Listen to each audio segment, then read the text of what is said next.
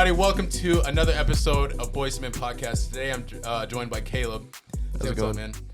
How you doing? I'm doing good. Yep. That's amazing, bro. So, let's get started. So Caleb has some really good value and information that I really want to get out there because what he has to offer is very new, and I just want to get it shared. So, yeah. You want to give a little breakdown to what you do? Sure. So, I work a full-time job, and then on the side, my dad and I have a business. We rent out cars on an app called Turo. Mm-hmm. It's a fantastic platform for the most part, but we've found a particular segment that isn't really touched by most people, and I think it gives us a competitive edge in the market. Okay, so you want to explain more in depth what Turo is? Sure. So Turo is a car sharing platform. So what it does is it allows people like you and me to go out and rent our cars on there, whereas, looking out in the market, you're really looking at more expensive, or not more expensive, but like Hertz and Enterprise, the traditional blue chip rental car companies, right? A lot of people, when they rent out their vehicles, think, oh, hey, I don't want a car that is super boring, right? Mm-hmm. I want a car that I can enjoy on my rental, and that's what Turo offers. So when you say fun, you mean like sports cars and stuff like that? Not even that, like luxury vehicles. Mm-hmm.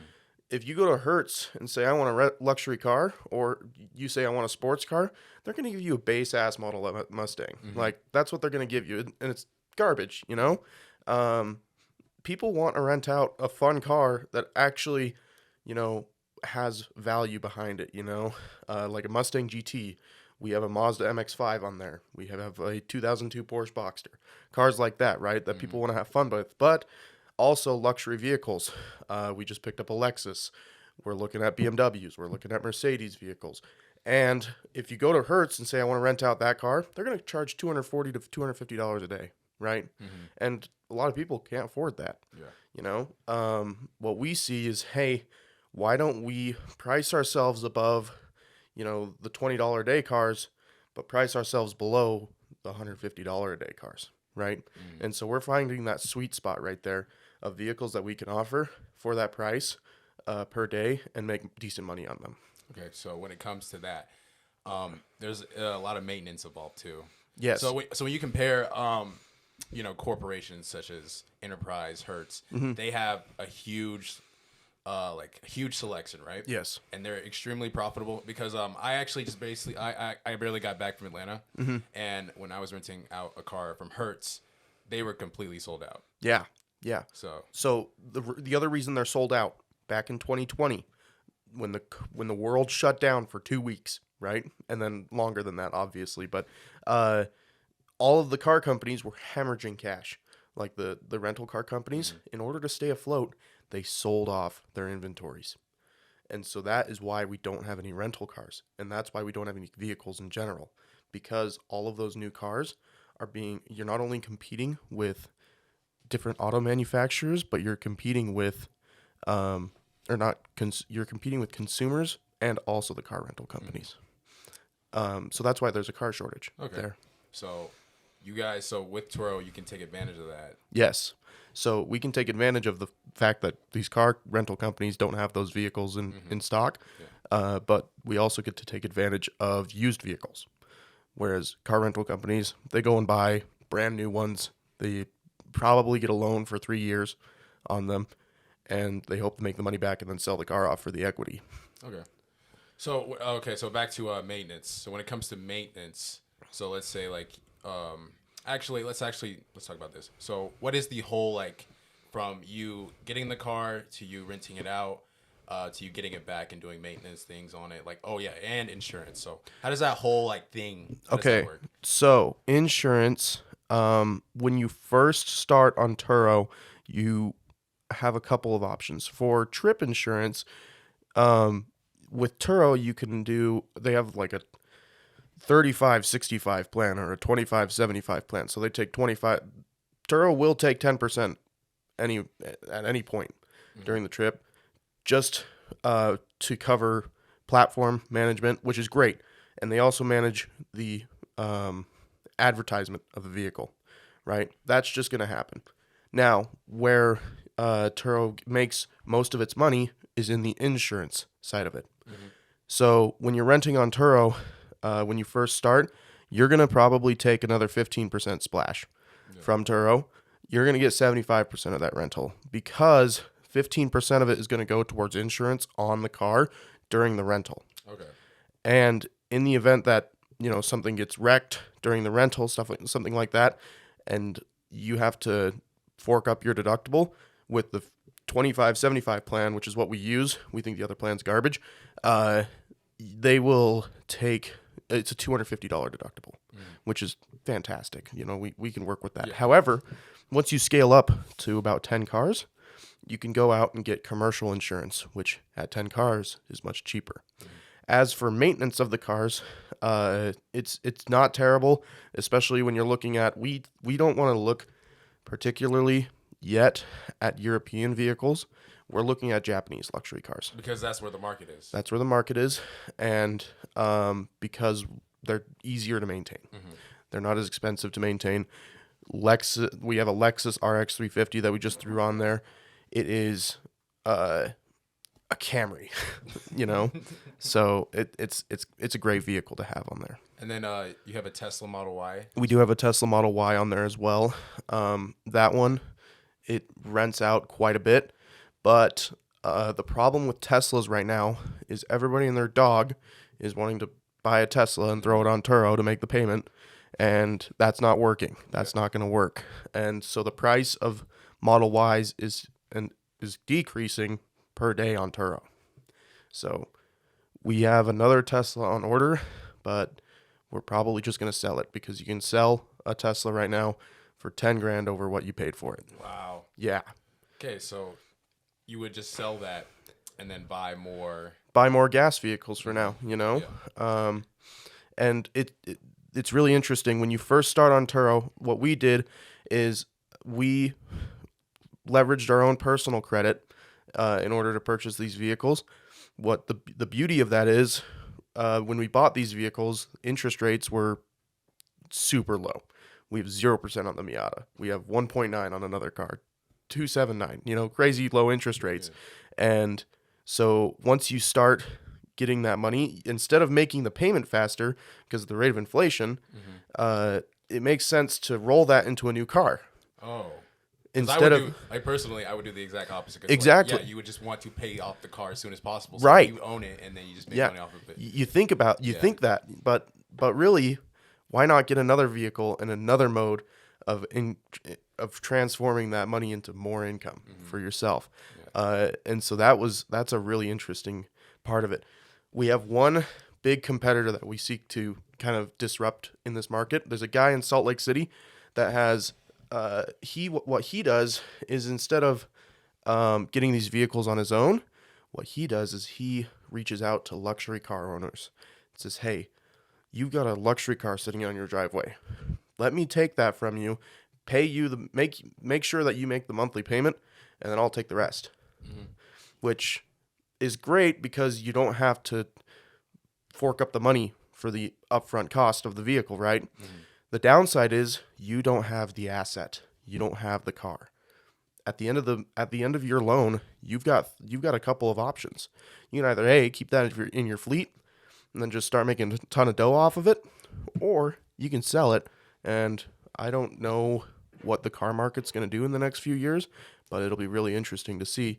It might make sense to sell it because it might be worth the same amount that you bought it for. So when it comes to the car market in general, so what do you think? Okay, my first question: what do you think it's going to be like in 10 years from now? 10 years from now, we're going to see probably the end of the gas vehicle. Okay, because I think the exact same thing, which is like, it's interesting because you would wonder what you would do. Because I personally think Turo is going to be here for a long time. Yeah. It's going to be really, because when it comes to, side hustles and businesses, that's what people are doing. Yeah. Like, everybody is kind of doing their own thing. Nobody wants to buy from the big guys. They want to buy from the little guys because it's more cheaper. It's cheaper. So it's not only is it cheaper, but you get a better customer experience. Yeah. When you rent out from someone that is a smaller business, because Hertz, if they if they burn a customer, they don't give a fuck. They don't. But if you burn a customer, you're gonna get a scathing review on your Turo, and you can't take that off unless you call Turo and you have to beat the tar out of their customer service team. And I have experience. Like I said, I was in Atlanta, so I was picking up a car, Mm-hmm. and there was actually. So here's the story. So I went there, and I was in line, just got off the plane, and there was this guy. He was furious because he kept going out to the parking lot, and he said, "My white BMW is not there. I've been over there 3 fucking times." He was cussing out. It was like 3 a.m. in the morning. I was like, "Bro, chill. There are children around." He was super pissed, and guess what the management did? They were just trying to calm him down. It's like, "Sir, we'll help you in a little bit." Like, they did not give a fuck. Right. And you guys might argue it was 3 a.m. in the morning. Like, they were tired of shit. But also, that's just like a really good example. Like, they honestly don't care, and they're just trying to get the big money. Mm-hmm. Like, they'll rent out a Nissan Altima. Mm-hmm. How much? Like $100 a day? Yeah. That shit is crazy. Yeah. It's not worth that much. Mm-hmm. That's a It's $30 a day car. It's terrible, bro. Yeah. To add on to that as well, one of the cool things about our business is we found a way to drop off these cars at the airport with no contact with the Because owner. that's kind of mostly what people want, right? Is to get their car at the airport, Right. Especially from Turo. Yeah. So how would that work? So what we do is we give the customer 2 options. We're going to say, hey, you can either we can either drop the car off at the parking garage for $35 a day, and we'll drop it off the night before, so they'll probably end up paying $18 to $35, And they right? they pay the parking. They pay that, They right? pay- I'm gonna leave the ticket in there. They can pay that shit. Okay. I'm not paying that. That would be a great customer service if you did pay the parking ticket. Like, wow, he paid my parking ticket. That's crazy. I charge Coming back. $60 for there and back from the airport to deliver it because I gotta pay that in gas, right? Yeah. I probably don't see much of that. And then we ask them to drop it off in the long-term parking. We try to go grab it the same day. Sometimes we have to leave it. We take a $10 splash. That's okay. But what's really cool is what we have in our cars. We have this GPS thing that we install in the car. I don't really give a shit where people drive my car, right? If they want to take it to the salt flats, fuck it. Go ahead. Are the GPS is cheap? Like, are they So air tags? they're not air tags. they're actually hardwired into the vehicle, Oh. and the reason we do that is because we don't want people fucking with it, Yeah. right? And the other thing is, we have a couple of other features that we get out of this GPS unit. Yeah. We get to see where the car is. We get to see the odometer level, so we know how many miles they've used, and then we also get to see the fuel level. And we can also lock and unlock the car from our phone, which is great because we drop the car off the night before, right? The customer walks to the car. We leave the keys in the car. They give us a text, say, hey, I'm at the car. Perfect. Let me unlock the vehicle for you. Unlock the car. They're on their trip. I don't even have to see the person. I can be anywhere in the world as long as I have 4G LTE and I can unlock that shit. So this sounds very, very complicated and probably very expensive to set up. Not terribly. So, when we first buy our cars, we price in the GPS unit in our purchase. So I'll give you an example. That Lexus that we bought, it was $18K, right? So we figured, okay, insurance, all in, it's going to be probably $300 a month for that car, right? We're not going to put a dime down on this thing because interest rates are still low. And so we did that, and then we went immediately to Best Buy. We have their Total Tech thing, which is a money saver. It's $299 a year. We've probably saved $5K with it, and we install that GPS unit. It's $300, right? That's not too bad. It's not bad. And then you pay $100 a year for the 4G LTE subscription, Okay. right? Not bad. And to be able to not even talk to the person and just say, hey, here's where the car's at. Pick it up. We're going to make sure it's clean. Please return it in at least sort of clean condition. So it's basically your whole business is basically mobile. At Yes. That point. So Yes. it's like it saves a lot of time Yeah. Well, and a lot of like headaches. Yeah, Obviously, when it comes to talking to this person, being nice. yeah. Well, imagine having to pretzel yourself at 2:00 in the afternoon to go drop off a car, right? You're going to have to call out of work. Not anymore. What we do after 5:00, I'm done with work. I'm going to take a car down to the airport, come back up. I'm going to enjoy my evening, right? It doesn't take a lot of time out of our day. So when it comes to the sense of people starting their own Turo side hustle, Yeah. those headaches will be like a first thing. Like they're going to be getting that often, especially if the person's working a full-time job. Let's say they will have to be dealing with all this stuff. Yeah. When occupied with other things. When we first started Turo, we didn't use any remote drop off or anything like that. And when how was that? It was all right because we only had 2 cars. But now we're at 4, right? And by the end of the year, we'll probably be at 10. And by end of next year, hopefully 30. We want to be at 150 cars in 3 different markets: Missoula, Montana, Salt Lake City, Utah, and Dallas, Fort Worth. So are you guys like planning this out? Because Yes. that sounds like a lot of work. Like, are you trying to hire people? Like you said, you had your LLC for it, right? Yes. So are you trying to hire people to, get these cars out so you don't have to do a lot of work? So, right now, no. In the future, we have a couple of ideas. One is a car wash. We want to have a physical place near the airport, hopefully 5 minutes away from the airport. That's not only a car wash, but maybe potentially get a mechanic there as well, so they can service our vehicles. And then also, when we don't have any vehicles to service, we can just have people come in that need their cars worked on, right? We want a car wash as well, because then we don't have to pay for a monthly subscription to a car wash. We currently use one out in Syracuse called Wash Factory. You pay $45 a month there, and you can wash the car once a day, and they'll detail the car for you as well. And it's like a bunch of 6 high school kids run in there, and they just vacuum it and wipe down everything. It's freaking awesome. I used to go there. Yeah. Just go in the lobby, sit for like 10 minutes. Yeah. I'm like, Yeah. You're like, oh shit. Yeah, it's done. Fucking done. But yeah. So after that, after the car is washed and everything, you just store it, or is there something else after that? No, we just leave it at our parking lot. Our cars are probably rented out at least 2 weeks of the month, and that's what we price in. Is okay. That's awesome. That's perfect. But for example, the longer the rental, the better. The better. We're actually sending our Tesla out for 10 days on Monday. That's easily $1,400 right there. You know, it's pretty impressive. That is crazy. Yeah.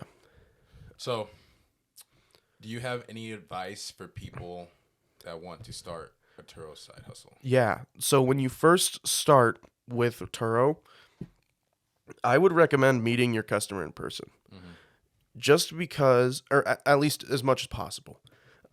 Because there's a lot of market research that you can do when you meet your customer in person. You can build a relationship a lot easier in person than you can over text messages, right?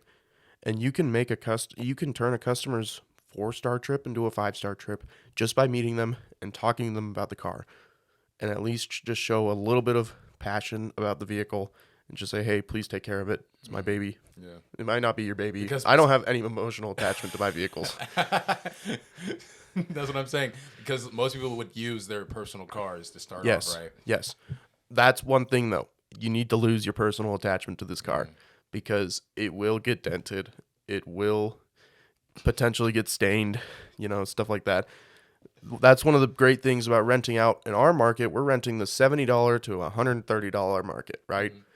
That's going to price out most assholes that want to go and rent out a car and just beat the tar out of it, right?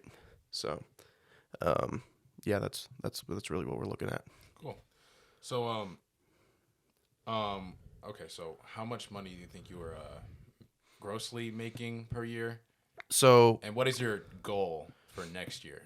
All right. So this, I'll go off a monthly because it varies month to month. And it's very seasonal as well, at least with our cars, because we have 2 sports cars and they're rear-wheel drive.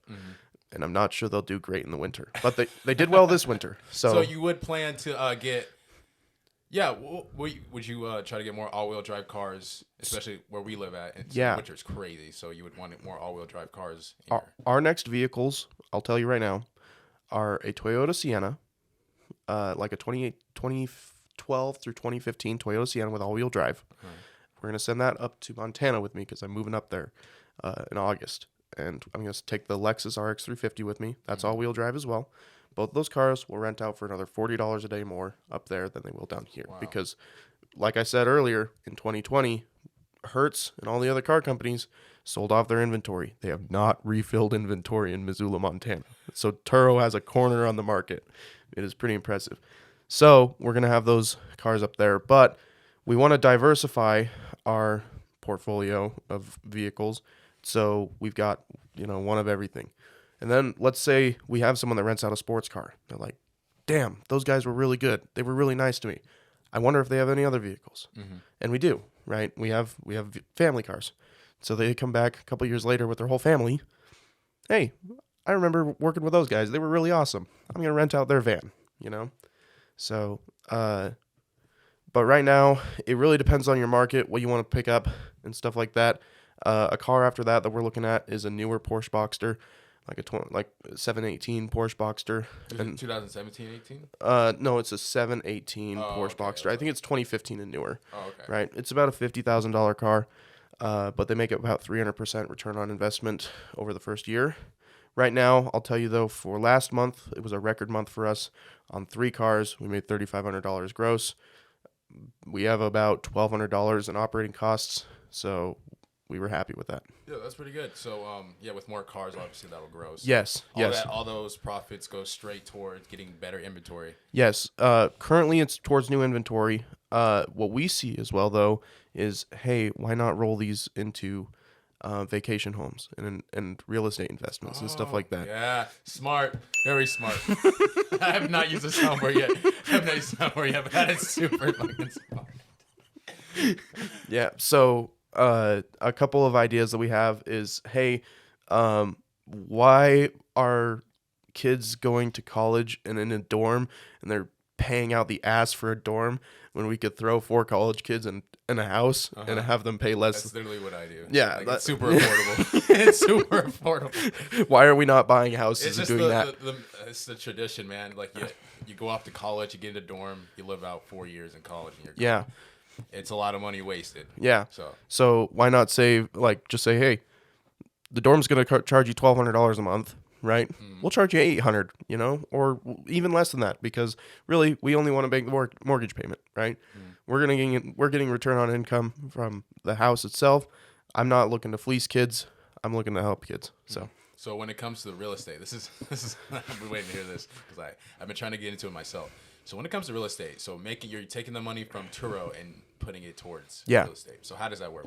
What's your plan with that? So our plan is to build up a $40,000 bank of capital and throw it towards an investment home. And then hopefully, either go with Airbnb, because Airbnb is super profitable. Quite profitable right now, or do what I talked about earlier and do that college kid sort of thing. Why not both? Not a bad idea. Yeah. And you could do it probably for the summer months, and then for the school months, do it the other way around. Yeah. So Airbnb for the summer, and then yeah, something like that. Yeah. And you'd want to make sure that it's both a college town and a destination, right? Which is probably located somewhere in like the city area. Yeah, city areas, especially in I don't know about around here. I mean, I wouldn't see Salt Lake City as maybe for one family, right? But Missoula, Montana is a great option for that, because not only is it close to Glacier National Park, which is one of the most popular national parks in the world, but it's also close to University of Montana, and those kids are trying to save some cash. Okay. So, yep. So when it comes to that, in Montana, you said, right? Yes. So have you looked at the demographic to where how much money? Oh, actually, are you looking at properties up there? I am looking at properties up there right now. Can you tell us about that? Yeah, market is super inflated right now, but we are starting to see a little bit of cool off.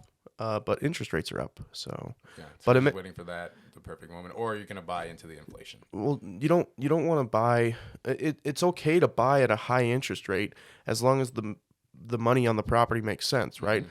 As long as the numbers work on the property side at the end, it's okay to buy at a high interest rate, because you can always refinance a house a lot easier than you can refinance a car. Yeah. And you won't take as big of a splash if you do refinance a house, whereas if you refinance a car, you kind of have to work with the interest that you already had baked into the previous loan and stuff like that. It's a lot easier. It's a lot harder to recoup costs on a refinanced car than it is a house. Okay. Yeah. So. Did we talk about revenue yet? We talked about my gross revenue for last month, and this month we should see either similar or a little more. We're at 4 cars, but we just put the new one on there. Had a safety issue on its first rental. That was freaking awesome, and a pain in the ass to fix. But then after that, now it's back up there. Hasn't rented out yet, but it's only been on there for 2 days. So Okay, so when you go to Montana, yes, you're still gonna have operation. Is your so your father is helping you with Turo as well, right? Yes. 'Cause he's helping you with the account because yes, guys, just a disclaimer: you got to be 21 to even open up a Turo account, and I'm not even 21 yet, so it's kind of a bummer. But yeah. So your dad would handle stuff down here, and you would handle stuff in Montana. yeah. So I have been blessed with 3 siblings who are willing to do things for money. And so if we pay them a little bit, they will make a trip down to Salt Lake City. My dad will handle all of the operations in the Salt Lake City area. I'll handle all our operations in Missoula, Montana. The great thing is we're registering our LLC in Montana, which means we don't pay a dime in sales tax on all of our vehicles. And the cool thing is as well, this is a little secret about Montana. All cars that are 11 years and older get a permanent plate. Yeah, you were telling me about that last Yes. week. So, yeah, can you tell us a little bit more about the LLCs up there? Because I honestly now I'm kind of reconsidering registering my LLC in Montana because you made it sound so good. Well, so there's a couple of differences between Utah and Montana's LLCs. The biggest thing is, or at least taxes. There's no sales tax in Montana. That's amazing. It's fantastic. That's amazing. What is it here in Utah? So sales tax is 7.25% statewide when you purchase a vehicle. Yeah. I also find that used vehicle sales tax is probably one of the biggest scams on the planet because someone paid sales tax on that car new. Why am I paying sales tax on this car again? God damn it. So when it comes, wait, but you can you pay less sales tax when you actually we're not gonna talk about that. That's kind of scary. Okay. But keep going. Oh, right. Oh, for sure. Yeah. So when you register your car in Montana and it's 11 years or older, basically you tell them, hey, I'm registering this car. I want a permanent plate. And they say, perfect. We're going to give you this permanent plate. It's $300, right? And you never have to go in again. The other thing is you don't have emissions in Montana right now. It might change in a couple of years as more people move in and the federal government starts to step in, but we'll see. But there's no emissions currently in Montana, and they have permanent tags. Wow. So 2 of our cars currently registered up there will never have to see a DMV again. My girlfriend's car is still registered to my name because I had it originally and I registered it up there. I just gave her the title and it's still under my name, but it doesn't make sense to re-register it because it's got a permanent tag on, dude. But down, the only difference is LLCs in Montana have a slightly higher income tax rate, whereas down here they have a slightly lower income tax rate, but the sales tax is there. Okay, so for a car company, makes sense to register. Yeah, so you would say it's kind of even in both areas when it comes. Yeah, it evens out, but if you're buying a shit ton of cars, then it makes sense to register up there. Okay. You know? Yeah. Okay. So is there something else you would like to talk about? Yeah, there's one more thing I kind of wanted to talk about, and I've had a lot of experience from hearing from different people about trying to detach yourself from the typical 9 to 5, right? And one of the reasons that I've found so much interest in Turo is because, say, I'm married in the next year and I'm wanting to have kids once I'm like 26, 27, right? Yeah. I don't want to work my 9 to 5 job when I have kids. I want to be able to take a step back from my work, step away from my job and raise my kids, right? And that would be freaking awesome. So that is like, That's my goal. that is why we, like most of us, I don't think most of us realize it, but it would be so nice to just have all this free time. But, you know, most people, like, they wouldn't go for, like, oh, I want to have a family. They just go, oh, I want to travel the world. But Yeah. in the same sense of just not working a 9 to 5 to focus on other things, that's important. Yeah, absolutely. So Turo is a really good Yeah. place to start if you're wanting to get it to that spot. Yep. And hopefully in the future, you know, when I'm running this company with my dad, we're able to get to the point where, okay, we have other people running cars for us, right? We're paying them decent money to do this as well. I don't want to lowball people and keep people in the dirt, right? But providing people with good opportunities for running cars back and forth, mechanic jobs, car washing, detailing jobs as well. But also being able to say, hey, I've got a ton of money from this right now. I want to step away from the job and go and raise my kids or, travel the world, take a sabbatical, and then come back and there's still 150 cars, operating. So, and the reason we choose Dallas-Fort Worth is because it's always nice there. We can send sports cars there. That being said, I don't want to see all my sports cars go down there because I would like to have one. That's the thing too. You're gonna have all these fucking cars, and you just be like, okay, I'll take this one off. I want this for the weekend. That's actually insane. Because to be realistic, do you think there will be ever a point where you just have fucking Hellcats, Huracans, Trackhawks, bro? Sorry, I spit it. That should make me troll, bro. But is there ever a point to where, you would have all these? Because when I saw because this is like, I think in 2020 when I was actually researching Turo, they were having these ad campaigns all over the place. It was like, it was like these Ferraris, sports cars, supercars. I was like, damn, people renting this shit out. So would you? Okay. I love the idea of having those cars, right? Those are fucking awesome cars. Mm-hmm. I don't want someone wrapping my shit around a tree, though, Yeah. I don't want my car to get wrecked. And so that's why I chose, a goddamn Mazda Miata and a '02 Porsche Boxster, right? They're cars that you can have fun in, but you can't wrap it around a tree unless you try really, really hard to wrap it around a tree, right? Mm-hmm. Nobody's going to go into oncoming traffic at 120 miles an hour because that car won't do 120 miles per hour, But I would love to own those cars, have them on there, and those are like $300 a day cars, right? Yeah. And you can justify that price. What we really like is the C8 Corvette. If we could get one without a goddamn markup. That's a reasonable car. Yes. It's very reasonable. Yes. If we get one without a goddamn markup, which we can't right now, then we'd love to get our hands on one. You kind of get one with a Porsche Boxster right now without a crazy markup, $50,000 car, rent it out for $240 a day and make some decent money. So what I've seen when it comes to supercars, back on this subject, there's rentals. Like these rappers will rent out these cars from these like these luxurious supercar dealerships, right? Yeah. So they'll rent them out. So that's what I was saying, because you could rent these cars out in big cities. So Salt Lake City, for example, like the area we're around. That's a really good place to rent out those type of cars. Yeah. I mean, it sounds awesome, but then there's also increased maintenance costs because with a Ferrari, everything that is done to that motor is an engine out process, right? And I was talking to a guy that used to work on Lamborghinis. $6,000 for a fucking oil change? Get out of here, dude. Crazy. That is nuts. But when it comes to like having your own shop, though, but potentially lower those maintenance costs. Potentially, but everything has to be done by a certified Lamborghini dude, or else, right? Because that makes sense. Or else it's not right, So it makes me wonder how these guys actually make money off of these, because they're renting out these super. That's a fantastic question. It's probably, you fucking scratched it. Here's a $300 charge, right, or something like that. Because probably with those guys, because they can mark it up, or they can charge however much they want, because they're not, because you're on a platform, right? You're still, no matter what you are, you're still on a platform. Yeah. So on that platform, people are looking for a certain amount of things, and why would I go on this platform and pay this amount of money when I can just go over here and just have it for a little bit? Yeah. So. That's kind of how it works. But it's a curious. I've been, wondering about that. So. Yeah, we really see ourselves in the 2010 to 2012, because it has to be a car that's newer than 10 years.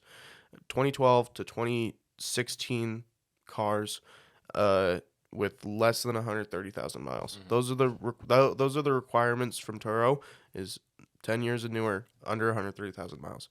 If you can find a car for under that, then you're in great shape, right? And we found that the 2012 through 2015 right now is the sweet spot, because those cars, you can find some with lower miles, but you're not going to be paying out the ass for them, right? Because newer cars, everybody and their dog wants them, right? So yeah, we're really looking for those cars. If you can spend under $18,000 a car, you're in good shape. If you need to go over that, that's fine as well. The Porsche we paid $18K for. The Miata we paid almost 40, you know, but that was before we were on Turo. I bought that car for myself, and then I realized, oh shit, I could be making some decent money with this car. And that's Why? how it starts. Yeah, it's like why the fuck am I making this car payment? That's because when I found out you were making all this money from it, I was like, God damn it, bro! I wanted some of this money too, bro. Like, what the fuck? I want some of this shit. Yeah. But I'm not fucking 21 yet, so I gotta wait all this time. So when it comes to those people who are waiting to either turn 21 or just waiting to start in general because they don't know their situation, do you think it's better for them to get with their family members and collab and try to put this out? Because that's what I was thinking. I was thinking about talking to my father about doing this because my dad loves to make money. He already, you know, he loves cars, so I would talk to him about it. But how would you, So my dad was the one that actually started renting out his Tesla first. It's pretty funny, and I was the one that was against it because I was like, I don't want nobody touching my car. Yeah. Right? I don't want anybody driving my car. But then I realized, oh, fuck, I'm stupid. I should get this car on there ASAP. And then we realized how much money we can make, and we started going into the numbers. That guy that's in there in Salt Lake City, he makes $800,000 a year gross. But here's the thing: he doesn't make those car payments. Remember, other people are making those car payments, right? Oh, okay. So he's he's having to pay it, right? But he's not. He doesn't get the asset, right? He's paying an operating expenditure of $600 to $900 a month per car, but he's making $800,000 gross, right? And that's just from his car side. He also has a detail shop, and he doesn't have a mechanic, but he has a parking lot that he charges parking space for, right? Next to the airport. So that's a really interesting conversation to have as well. But $800,000 a year gross on 40 to 50 cars, that's fantastic. That's now, if you can do that with 150 cars, right? I don't even want to think about those numbers. I'm about to pass out. No, that's yeah, that's crazy, retire at 40 numbers. That's retire at, in your case, that's retire by 30. Like the plan you have in place. Yeah. You could really do it. Like I talked about this in the first episode. Like retire by 30, man. Like it's very important that you start now. Yeah. Because Yep. And that's why I want people to know about this because it's very important. It's very, very new. It's very untapped, especially in other places besides this area. Like it's very, very untapped. Yeah. And as traditional rental car services will go out of style really fucking soon. Yeah. Yep. So, guys, tapping into this now. So, talk to your parents if you're not 21 yet. Yep. Even if you are 21, talk to your parents. Be like, hey, Dad, hey, Mom, would you be willing to start this with me? Like, this will be a really good, money maker. Yeah.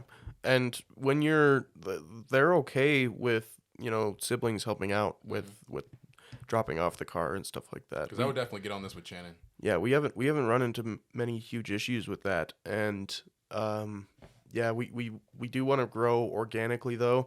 We have had, a potential investor come in and say, hey, do you want this credit line? You can go buy some cars and get going. And that would just be fucking rocket fuel, right? Yeah. And we're not sure if we want the rocket fuel yet, right? Yeah, because I would, personally, I would wait until you're more settled. Yeah. Because it's always like compound. It's kind of like the compound investing curve. Yep. You don't want to go all the way up. You want to work your way up slowly. And then you get to that one point where you're just ready. Yeah. Everything is going like at a constant. Yep. You got that like constant or even more higher cash flow, and you're just, okay, we're ready. Yeah. And you just go for it.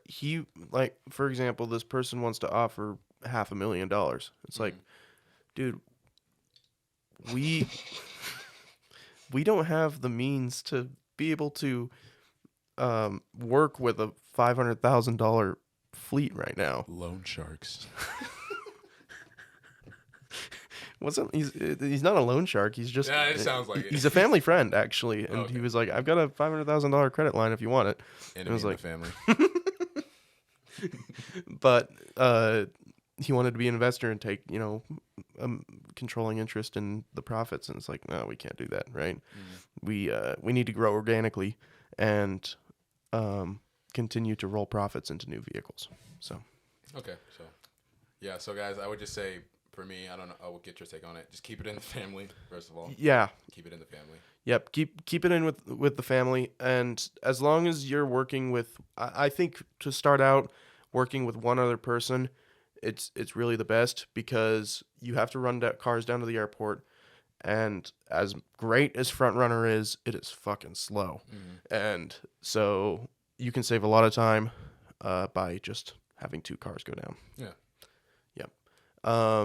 And as long as if you can get efficient enough at it, you don't have to pay for the parking as well for the other car, because if you're there in 10 minutes, you got to take pictures of the car, get the mileage, and then get the fuck out of there, right? And if you can do that in under 10 minutes, you don't have to pay a dime in parking. And so that's really an important part as well, because save every dollar you can. Every fucking dollar is important. Yep. Even the value is the value of a dollar.